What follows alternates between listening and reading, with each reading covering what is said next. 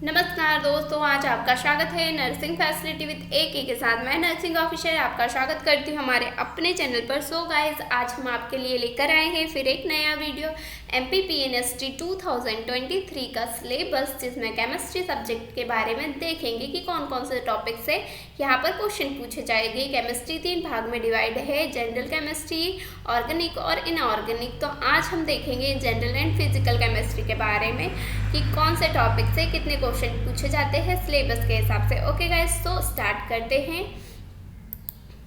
अभी देख लेते हैं फर्स्ट परमाणु संरचना। परमाणु संरचना में क्या क्या देखना है आपको, कौन से टॉपिक आपको रीड करने हैं ये देख लेते हैं। मतलब नाभिकीय गठन में, ओके, नाभिकीय गठन देखना है आपको, फिर बोर का परमाणु मॉडल्स पढ़ना है, क्वांटम संख्या पढ़नी है आपको, और यहाँ पे परमाणु तत्वों के परमाणुओं का इलेक्ट्रॉनिक विन्यास, डी ब्रोगली के जो रिलेशन है इसके बारे में पढ़ना है, ऑर्बिटल्स के प्रकार या शेप ऑफ ऑर्बिटल्स के बारे में पढ़ना है। किसमें? परमाणु संरचना के अंतर्गत ये टॉपिक आप क्लियर कर दीजिए। Next, chemical bond. Chemical bond में आपको क्या क्या पढ़ना है, कौन कौन से बॉन्ड पढ़ना है? तो इलेक्ट्रोवैलेंट बॉन्ड, ये इसके बारे में पढ़ना है। कोवैलेंट बॉन्ड, कोऑर्डिनेटेड बॉन्ड के बारे में पढ़ना है। उपसंयोजक बंध के बारे में पढ़ना है। और ये यहाँ से कितने नंबर के क्वेश्चन आएंगे? केमिस्ट्री से 30 नंबर के क्वेश्चन आएंगे। ओके, कितने? 30 नंबर के क्वेश्चन आएंगे। थोड़ा कलर चेंज कर लेते हैं, आप लोगों को समझ में नहीं आएगा। ओके, अब देन आपको हाइड्रोजन बॉन्ड के बारे में पढ़ना है, शेप ऑफ मॉलिक्यूल्स के बारे में पढ़ना है, बॉन्ड पोलैरिटी मतलब कि बंध ध्रुवीयता के बारे में पढ़ना है, और प्रतिध्वनि के बारे में पढ़ना है, एलिमेंट्स ऑफ VBT और MOT के बारे में यहाँ पर पढ़ना है। जैसे हम बता रहे थे, यहाँ पर 30 नंबर के क्वेश्चन आएंगे केमिस्ट्री से।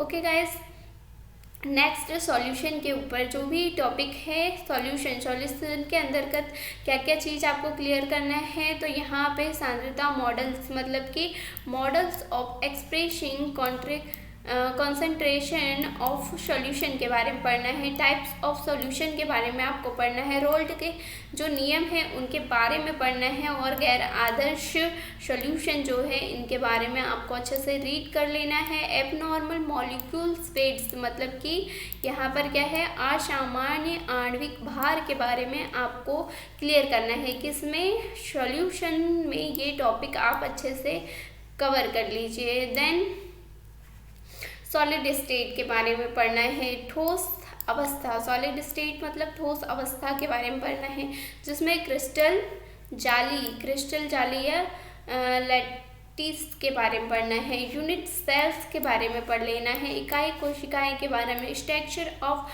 आयनिक कंपाउंड्स के बारे में, यौगिक की संरचना के बारे में पढ़ना है आपको।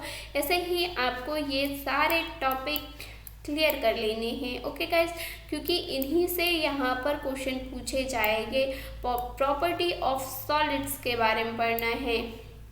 देन आपको पढ़ना है न्यूक्लियर केमिस्ट्री मतलब कि परमाणु संरचना के बारे में आपको पढ़ना है, जिसमें बहुत सारे टॉपिक हैं जिन्हें आप अच्छे से क्लियर करिए। जैसे रेडियो एक्टिव रेडिएशन के बारे में, हाफ लाइफ रेडियो एक्टिव डेशी, ग्रुप डिस्प्लेसमेंट के बारे में, लॉ स्ट्रक्चर एंड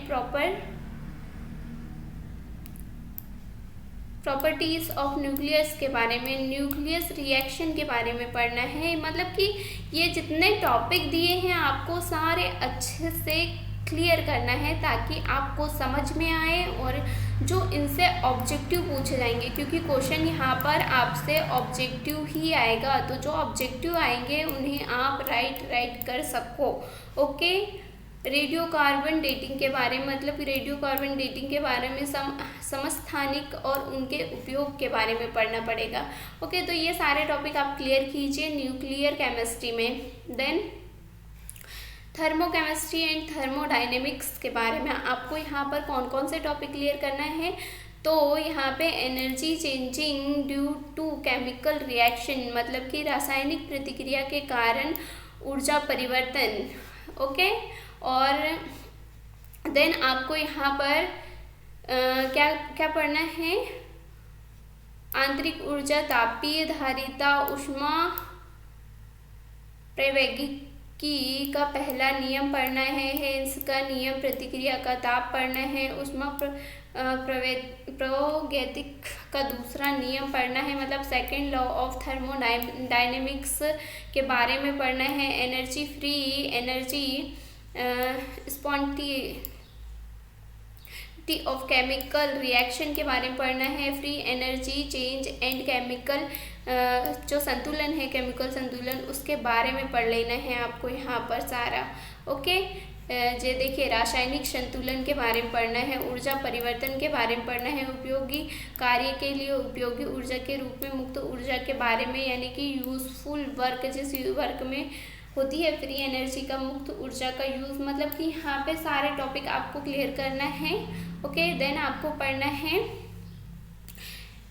रासायनिक गतिज, रासायनिक गतिज मतलब केमिकल काइनेटिक्स के बारे में, रेट्स ऑफ रिएक्शन रेट, फिर यहाँ पे facts of affection, the rates मतलब कि दर के बारे में पढ़ लेना है आपको। यहाँ पे रेट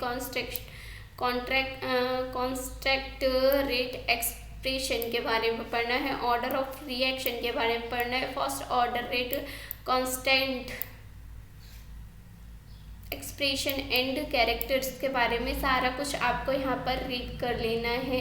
और इन्हें समीकरण के बारे में यहाँ पर आप पढ़ लीजिए, मतलब कि केमिकल गतिज में आपको, रासायनिक गतिज में आपको ये टॉपिक अच्छे से क्लियर करने हैं, ताकि यहाँ से जो भी क्वेश्चन बने आप अच्छे से उन क्वेश्चन को सॉल्व कर सकें। देन आपको यहाँ पे रासायनिक संतुलन केमिस्ट्री के बारे में पढ़ना है, जिसमें क्या होगा, ऑक्सीकरण के बारे में पढ़ना है, ऑक्सीडेशन नंबर के बारे में पढ़ना है, ऑक्सीकरण की संख्या, आयन इलेक्ट्रो मेथड के बारे में पढ़ना है, इलेक्ट्रोलाइटिक कंडक्शन के बारे में आपको पढ़ना है, मतलब कि ये सारे टॉपिक यहाँ से क्लियर कीजिए रासायनिक संतुलन से।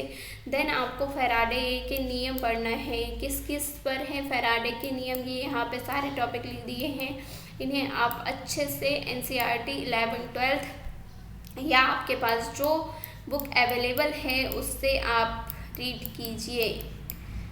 11th + 12th से यहाँ पर क्वेश्चन पूछे जाते हैं। ओके, जिसमें वोल्टाइक सेल के बारे में, जंग का विद्युतीय रासायनिक सिद्धांत के बारे में पूछा जाएगा, भूतल रसायन के बारे में।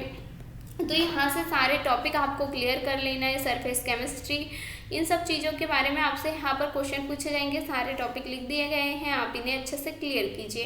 Then thank you guys watching my video. आपके कोई भी कमेंट्स हो कमेंट्स कीजिए, और नए हो तो चैनल को आप सब्सक्राइब जरूर कर लीजिए, क्योंकि ये केमिस्ट्री का जो है फर्स्ट जनरल केमिस्ट्री का जो एक पार्ट है ये आया है, मतलब इसका सिलेबस है। देन आपको इनऑर्गेनिक और ऑर्गेनिक का भी सिलेबस यहाँ पर हम डाल देंगे हिंदी प्लस इंग्लिश में।